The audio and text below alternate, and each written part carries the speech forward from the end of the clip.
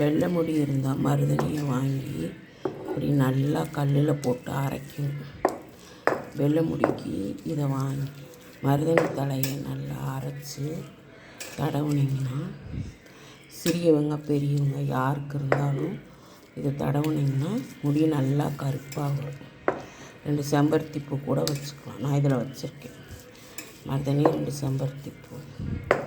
இதை வச்சு நல்லா நைஸாக அரைச்சிக்கணும்.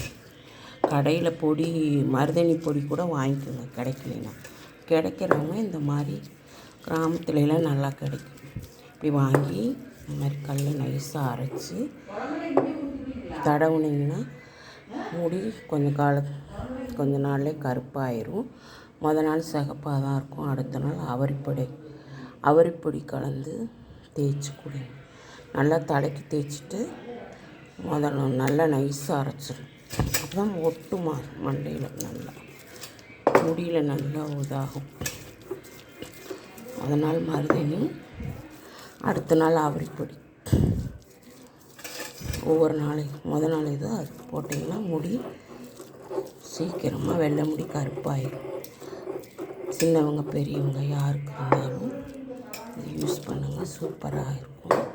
நைஸாக இதை அரைச்சிட்டோமா, இதை எடுத்து இப்போ வெள்ளை முடி இருக்கிற இடத்துல தடவணும். எனக்கு எவ்வளோ வெள்ளை முடி இருக்குன்னு பாருங்கள்.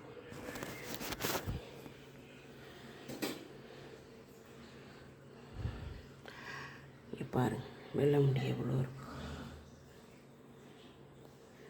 இப்போ இந்த இடத்துல இது தடவும்.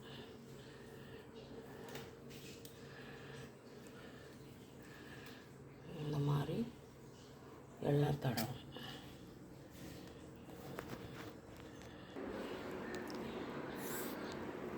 பாருங்க ஃப்ரெண்ட்ஸ், இந்த மாதிரி எல்லாமே போட்டு நல்லா போட்டு அரை மணி நேரம் வச்சுருக்கணும் தலையில்.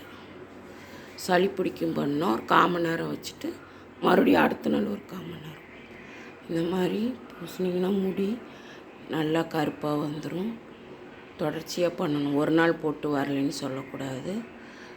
அடுத்த நாள் ஆவாரம்பூ, இந்த நிலவு ஆவாரம்பூ தப்பாக சொல்லிட்டேன், அவரிப்பொடி, அதை அடுத்த நாள் கலந்து தலையில் தேய்க்கணும். அது அரை மணி நேரம். இந்த மாதிரி செஞ்சுட்டு வந்திங்கன்னா முடி கருப்பாயிடும். டையாக அடிக்க தேவையில்லை. யாருக்கு வெள்ளை முடி இருந்தாலும் இது யூஸ் பண்ணுங்கள், சூப்பராக இருக்கும்.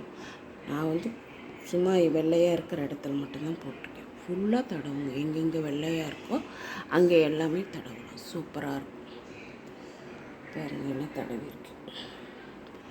ஹாய், செஞ்சு பாருங்கள் ஃப்ரெண்ட்ஸ்.